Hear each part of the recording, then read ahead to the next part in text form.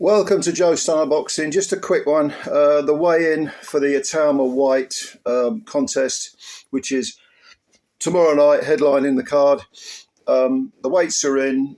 It's 245, I think, something like that for ITAUMA, and 244 for Whyte.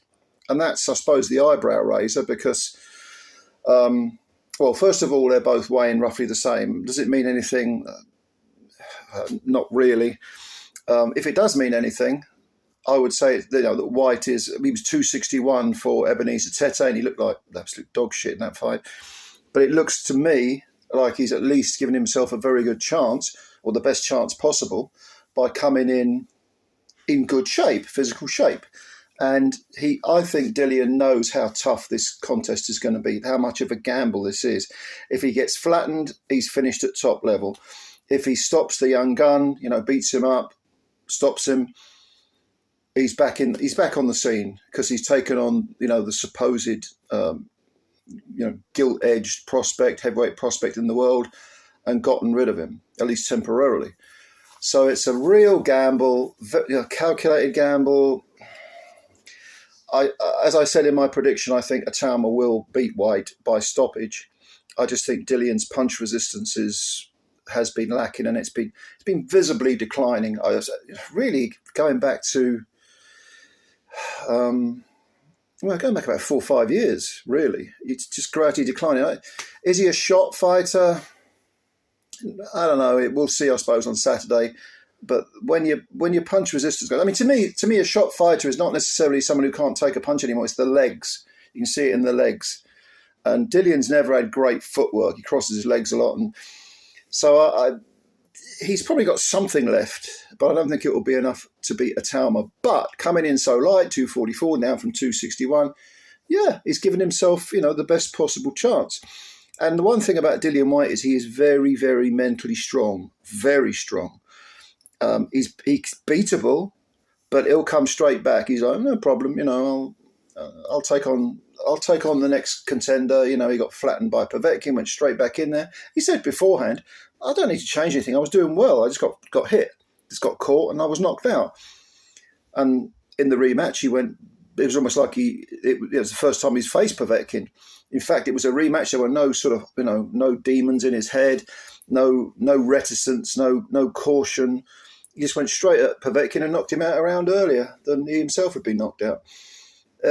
You can sort of throw out the fights, really, the two subsequent fights with, he got knocked out by Fury, and then it was a decent enough win against Jermaine Franklin. He laboured a little bit. Franklin was undefeated and is a decent sort of gatekeeper type. But you can throw out the Christian Hammer fight over in Castlebar in Ireland. You can probably throw out the Tete contest because he looked awful in that fight, and slow. His left hook, even his left hook looked laboured, and he was leaden-legged, and he struggled to get rid of Tete, who landed his own decent punches. And Tete's no great shakes, but got done in a round by Fraser Clark. But he at least made Dillian work, and before he got pulled out after 7 rounds. Moses ITAUMA, a few people have said to me, they've actually mentioned this in the comment section of my previous video, have said Moses ITAUMA at 20 is already better than Dillian Whyte ever was. Well, that's a statement. Is that true? It could be true. It could be true. But of course, with ITAUMA, because he is so lacking in experience, even though he shows all the tools of a potential heavyweight world champion, the question marks are still there. You've got to go out and do it and prove it. You've got to prove your stamina. You've got to prove you can take a punch. You've got to prove that you can knock out higher level guys. And of course, he hasn't done that yet. It's not to say he can't do it, but he hasn't done it yet. So these old versus new contests, they don't come around that often to this degree, where you've got a 12-0 guy who's seven of those 12 victories have been in the first round. He's only ever done 6 rounds. Then you've got this grizzled old veteran who's proven, but on the downside of his career supposedly. Yeah, I mean, I am intrigued. I've got to be honest. I am intrigued by it because when they mentioned this fight, I thought, oh, that won't happen. That's a strange one, isn't it? You know, this was before we heard that AJ might fight Jake Paul. Now that is strange. That is odd. That is. I don't think that would happen. But in this day and age, we live in such bizarre times. You never know. But I did think there's no way Dillian will take on Itauma. It's high risk, low reward. But in fact, it is quite high reward because everyone's talking about Itauma being, a great fighter and already a great prospect anyway.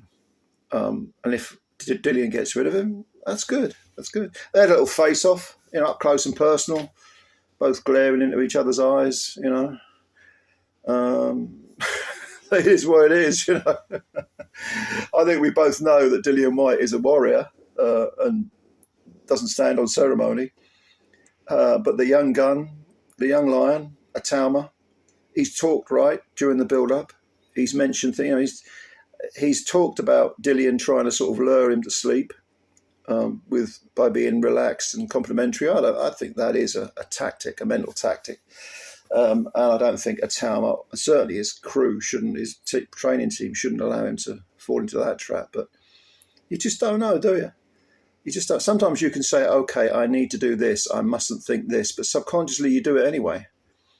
And if Itauma is thinking, well, Dillian's shot, or Dillian's just here for the paycheck, or whatever, if he subconsciously thinks those things, even though he says the right thing, he subconsciously, those things are in his head, he could be in trouble.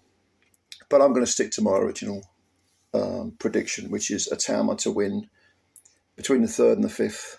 But we'll see. We'll see. Anyway, what do you think? What do you think of the weights? Do you think the lightweight of Dillian gives him a better chance? Do you think he'll win? Or do you think youth will be served? Let me know what you think, please. Comments below. Subscribe to the channel. Hit those like buttons because they count them. And as usual, I never know why, but they do. Apparently it helps the channel. But thanks for your support. Spread the word about Joe's Son Unboxing. And much love to all of you. Thanks a lot. Bye for now.